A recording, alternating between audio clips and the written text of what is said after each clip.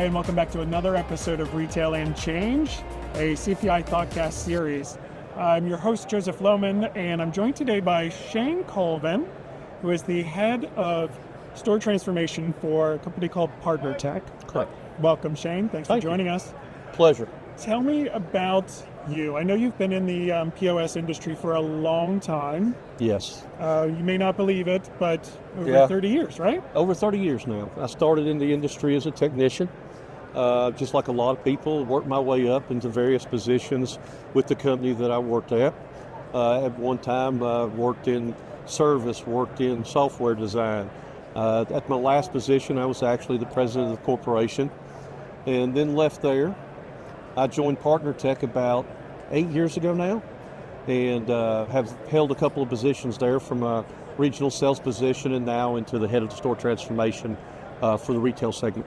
And what does a head of store transformation do? What do you do on your day-to-day job? Our daily job, for primary most of it, is I work with the SCO portion of our company, a program that is designed to interface into any type of point of sale system for a true self-checkout.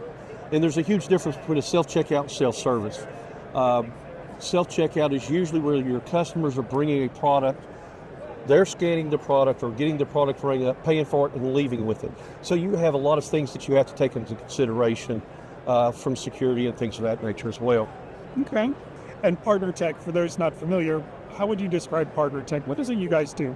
Partner Tech started off over 30 years ago as our core foundation as a hardware manufacturer of all types of point-of-sale devices, whether it's the traditional terminal that you would have at your checkout for a cashier or hostess in retail and hospitality, to mobility products, to different things of that nature. We also do things like not only the self-checkout, self-service, we do digital signages, both the software and the hardware for the digital signage. So there's a lot of different products that we make for you to create the full environment for the store for their technology stack. Okay, so like a holistic solution provider. Correct. And you've been doing this for a while. What was it like when you started, and what's it like now? Like, what has changed over the years? When I first started, I still remember that the primary operating system was DOS. So, and if you had to have a network, you used Lintastics. You know, of course, a lot of things have changed in the industry, especially security. Security has changed a lot because, basically when you first started having Windows, you just wanted it to be easy. Computers was not the typical thing in the cashier station. It was a cash register. And so the first thing is you wanted it to be easy for the end users. Well, then as we started to grow in the industry, you had things like credit card fraudulence and hackers and stuff of that nature. So a lot of that's changed. But also the industry has changed in a way to where it's also about the journey of the consumer. That journey is extremely important to keep your customer base coming back. And we can do a lot of things with consumers. You can throw advertising dollars at them a ton of different ways. But when that consumer, especially if they're in your brick and mortar store, you have them there with their undivided attention.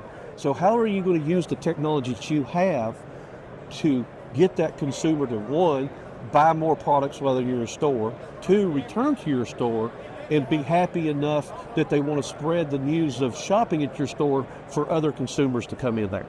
Yeah, retail's certainly changed a lot over the years. Yes, it has. So how, with all these new problems that are surfacing, customer experience, labor shortage, which is becoming, has increasingly become a problem, security, cybersecurity, shrink, theft, all that stuff. As that's evolved over the years, what solutions has Partner Tech come up with to help retailers combat that? Well, especially in the product that we do for the self-checkout, the GUI is designed, as I mentioned earlier, to work with any product, any point of sale system. However, we control all the different devices. So we use everything from different types of, intelligent security scale systems that are self-healing. We use a lot of... what does that mean, self-healing? Well, if you stop and think about your experience at any self-checkout, everybody has experienced where you take the item and you put it on their security scale. And it's like, take that last item off the security scale, put it back on, and then eventually it might call the attendant. Well, most of the attendants have been improperly trained. They don't want to look and figure out what the problem was. They just want to put in their code, tell it to ignore, and let you get out your door. So what we do is we take into consideration that the world is not perfect, but ours is intelligent where all the self-checkouts can self-heal and repair about 80% of the wrongdoings of the attendant. And that way it leaves 20% for the management to have to deal with, thus by saving them time to take that time and put it elsewhere to make the business flow better. So, that's one of the ways that we help them, not only with being more proficient, but also being more productive. I'd imagine that does that mean less technical training then for the cashiers? Does that free up more of their time to do customer service specific tasks? It can in some ways. We don't encourage them to, of course, make the wrong decision and just go over there and do it. We tell them the proper way to do it. But, however, you're still going to have people do that. And you're never going to, in my opinion, resolve that it's been a very busy day and they got 5 or 6 checkouts that they're watching, and they've got one person they just need to get taken care of because there's something else going on, and they're not going to do it right. So in this case, we help them with that. We use AI in various different ways, everything from product recognition to, every grocery store I've ever been into where you have the cashier that's checking you out. And even myself, when I buy the produce and I go to the self-checkout, I don't know the numbers for the oranges. And now I've got to search through a list, or I got to type in names. We use AI to recognize that orange, tell you it's an orange, get the orange rang up, reducing about 8 to 10 seconds off the transaction time of that orange. Well, if I've got 10 to 12 things of produce, that adds up a lot. That's faster time that I can get that person out of the line and get the next person up to the self-checkout to make their purchase. And not only does it get the time done, it also makes it to where the consumer is happy, because we have to remember the customer's journey is what's going to bring them back into this business. And if they're happy and they don't feel like they waited in line, they're going to come back more often. And then we use AI and crime prediction. There's various ways that people have figured out over the years that they can steal from a self-checkout. Well, we know those ways as well. So we've used the AI to be able to look at the different items, predict what the customer's doing, and actually notify the attendant that a possibility of a theft is being occurring. And that way they might go over there and, oh, sir, I'm sorry, something is wrong with your transaction. Let me take care of this. And they can log in, oh, this item's wrong, and get it fixed, to where, again, the profit stays in the retailer's pocket. And so there's intentional and unintentional. Absolutely. Does this help with both kinds? Yes, it does. Because unintentional is just as important. There are a lot of people that make mistakes. And one of the things that we've done on some of those is we've given the unintentional ones that we believe are truly unintentional. We've let the AI figure it out to where we prompt the customer and it says, did you really mean to do this? And that way it helps the attendant. So there's various ways that AI can help you drive that customer to make it easier for your attendants. Okay. So there's, education, instructing the customer on how to use this self-checkout plays a key role in usage and satisfaction and making sure that it actually gets used. That's correct. So your AI services, the way you're approaching AI, helps the retailer understand what the consumer needs to understand. Yes. And helps them educate not just their people, but the consumers too. Correct. Interesting. But we take it one step further than that. Because how does the retailer know if his people are performing properly? I mean, it's not like a salesperson. In a salesperson's job in a car dealership, how many cars did he sell? How much profit did he make off the sale of cars? Well, an attendant's not making sales. How are they performing? So we also have software to help with the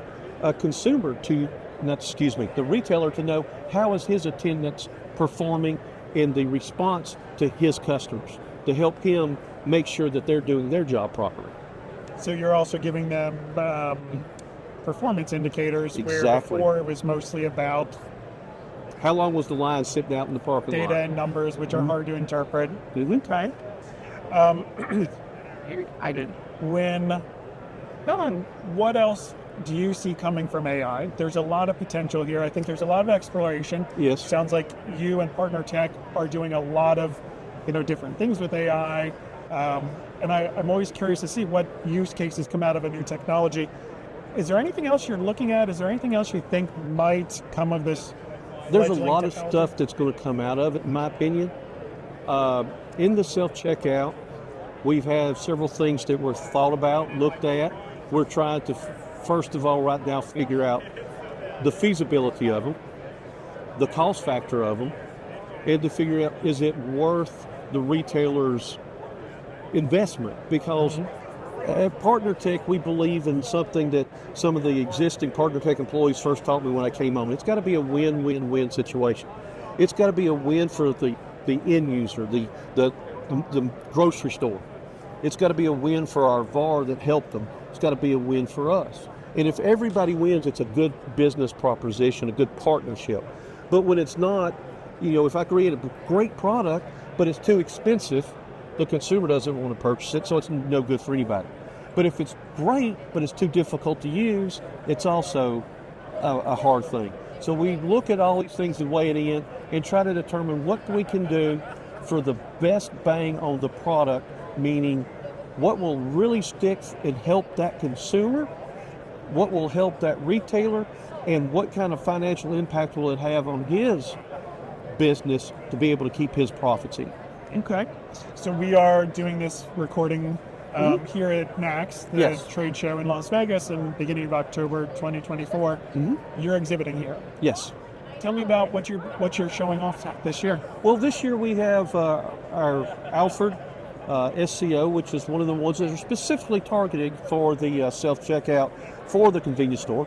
And we have also incorporated very recently the PayPod device that for our cash management system on our system. Very nice device, very compact, very efficient. I like the fact of a couple of things about that particular product. First of all, the speed in which that the bills are pulled into the system, but also the way that the bills, when change is made, brought in very quick, fast return. I like the fact that I don't have to just put one coin at a time or dump them. I can just dump all the coins in the cup. But also found out firsthand, because I didn't realize I had a Canadian quarter in my pocket, that if it detects that wrong currency, it spits it out. And so it's very fast, very efficient. I like the security that's built in it. Going back to the same security we mentioned in a computer, now that you actually have the physical cash, you even have to have more security. And so there's great ways that CPI has helped us and showed us that we can help our consumers by securing that cash in a better way. Yeah, and when self-checkouts first came out, cash was an afterthought. More and more we're seeing it as, retailers are understanding you need to make available options to consumers to pay the way they want, or they'll go find it somewhere else. That's right. I'm assuming you're seeing the same thing? And it goes back to that same customer journey. If the customer doesn't find what he or she likes, they're going to find it from someone else.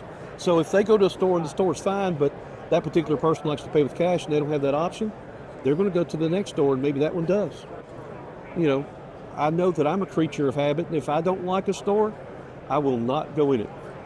I'm very bad about that. So I think a lot of consumers are the same way. I mean, you have to consider all aspects for the consumer, whether it's, credit card processing to cash management. All of it works hand in hand. Okay. What else are you showing at this show?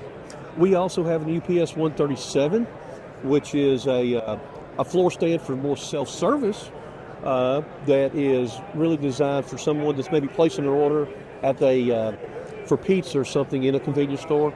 Our newest product, the A52, which is our flagship traditional terminal.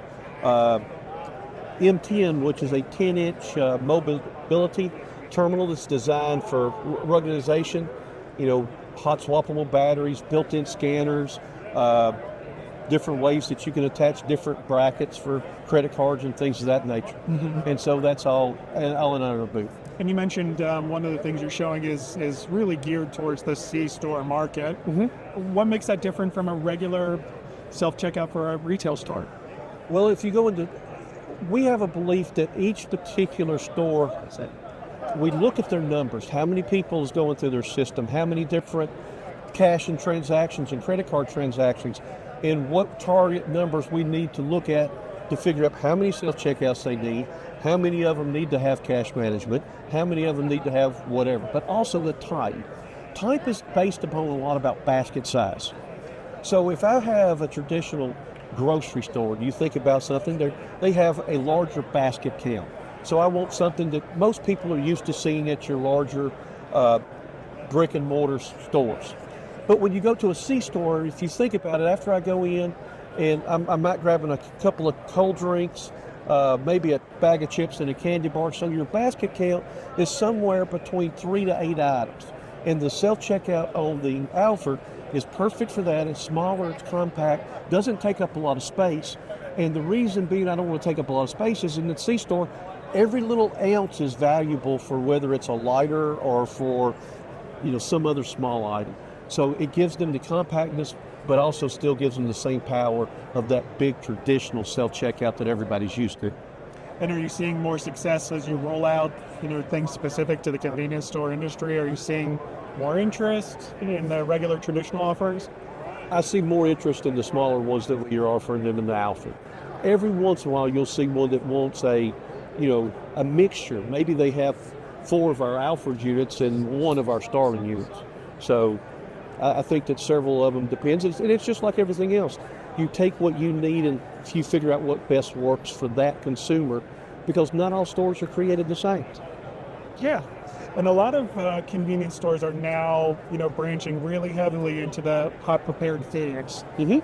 Do you think that's going to change anyway in how they operate? Is that going to introduce new challenges to convenience stores?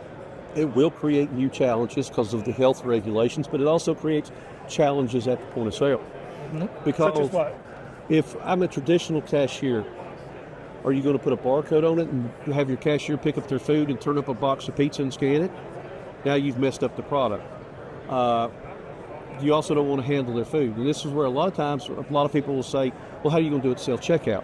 Well, there's a lot of ways that we can do it with pick lists, way we can do it with our AI recognition, and take that to make sure that the correct product is rang up and the correct price is charged. Okay. Excellent. So we're approaching the end of our time. Is there anything else you wanted to talk about? Well, I don't know about you, but I'm having a good time at the show. There's a lot of things here to see, and I want to, thank CPI for the chance to come up here and talk with y'all. And also, we've enjoyed, getting this pay pod working, and I think it'll be very beneficial that if the both of us, and we'll take care of many of the different consumers we come across together. Excellent. Thank you, Shane, for joining us again. Thank you. We will put a link to Shane's LinkedIn and his company, Partner Tech's LinkedIn, in our show notes. If you would like to follow them to learn more about what they're doing for retail and the convenience store industry when it comes to self-checkouts. And of course, we encourage you to follow us. We are on Apple Podcasts, Spotify, and our CPI LinkedIn.